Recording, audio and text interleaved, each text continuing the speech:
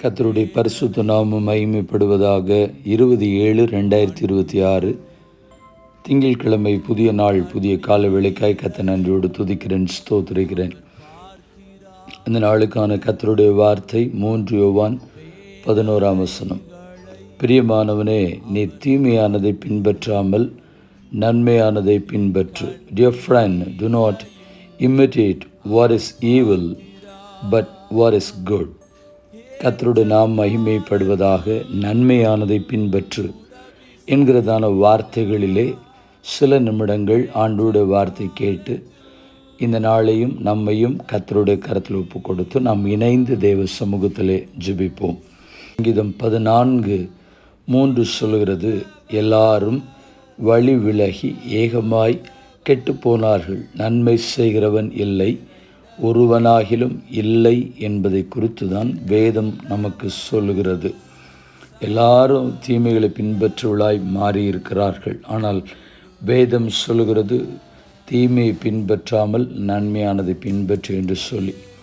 சங்கீதம் 34:14 சொல்கிறது, தீமையை விட்டு விலகி நன்மை செய், சமாதானத்தை தேடி அதை தொடர்ந்து கொள் என்று.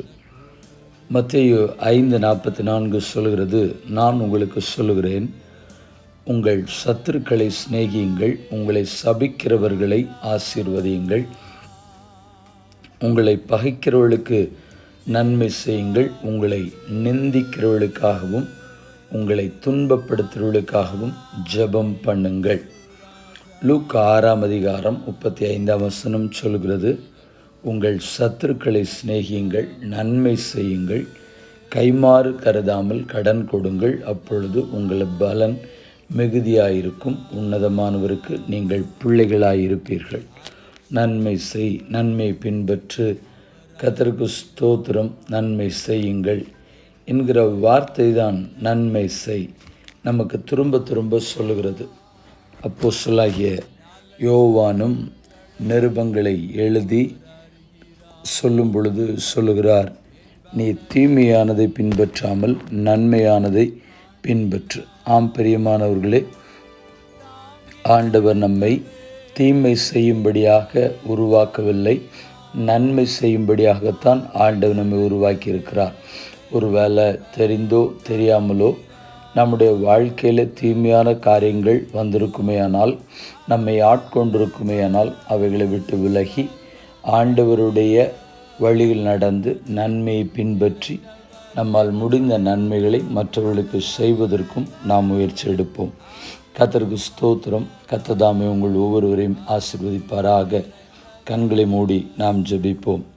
பரிசுத்தமுள்ள நல்ல தேவனே, இந்த ஆசீர்வதிக்கப்பட்ட புதிய நாள், புதிய வாரங்களுக்காக நன்றி செலுத்துகிறோம். இந்த காலவேளையிலும் இந்த ஜெபத்தை கேட்கிற அத்தனை தேவ பிள்ளைகளையும் தேவனாய் கர்த்தர் நீர்தாமே ஆசீர்வதிக்க ஜெபிக்கிறோம். தேவ சமாதானம், தேவனுடைய வழி நடத்துதல் உம்முடைய ஜனத்தோடு கூட இப்பொழுதும் எப்பொழுதும் சதா காலங்களிலும் தங்கியிருப்பதாக என்று சொல்லி நாங்கள் ஜெபிக்கிறோம். ஆண்டவர், இந்த நாளிலே நாங்கள் படிக்க கேட்ட வார்த்தைகளின்படி நாங்கள் தீமையை எந்த சூழ்நிலையிலும் எந்த சந்தர்ப்பத்திலும் யாரால் எவராலும் நாங்கள் பின்பற்றி விடாதபடி வார்த்தைக்கு கீழ்ப்படிந்து தேவ சத்தத்தின்படி நடந்து தீமையை விட்டு விலகி நன்மை செய்வதற்கு கர்த்தர் எங்களுக்கு கிருபை பாராட்டும்படியாக ஜெபிக்கிறோம்.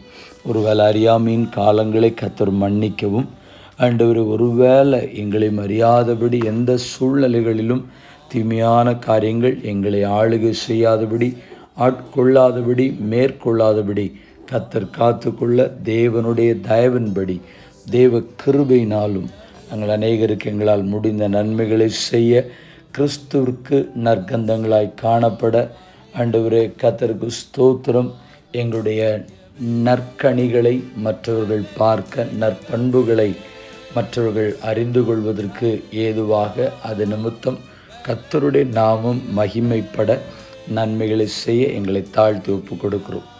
தேவ கிருபை எங்களோடு கூட இருக்கட்டும். தீமைகளுக்கும் பொல்லாப்புகளுக்கும் மறைத்து கொள்ளும். நசரேயனாகிய இயேசுவின் நாமத்தில் தாழ்மையோடு ஜெபிக்கிறேன், எங்கள் பரிசுத்தமுள்ள நல்ல பிதாவே, ஆமேன். வாழ்த்துக்களுடன் ஜெபங்களுடன் pastor Jebadas. WhatsApp 9345353730. May Jesus bless you all. Amen. கர்த்தருடைய நாமம் மகிமைப்படுவதாக. நேற்றைய கேள்வியும் பதிலும், என்னை நியாயம் விசாரிக்கிறவர் கர்த்தரே. யார் யாரிடத்தில் சொன்னது? அப்போஸ்தலனாகிய பவுல் கொரிந்து பட்டணத்தில் உள்ள தேவனுடைய சபைக்கும் இயேசுவின் நாமத்தை தொழுது கொள்கிற அனைவருக்கும் சொன்னது. 1 கொரிந்தியர் 4:4. இந்த நாளுக்கான கேள்வி, நாசரேத்தூரிலிருந்து யாதொரு நன்மை உண்டாகக்கூடுமோ? யார் யாரிடத்தில் சொன்னது? மீண்டும் வார்த்தைகளுடன் ஜெபங்களுடன் நாளை தினத்தில் உங்களை சந்திக்கிறேன். கிருபை உங்களோடு கூட இருப்பதாக. ஆமென்.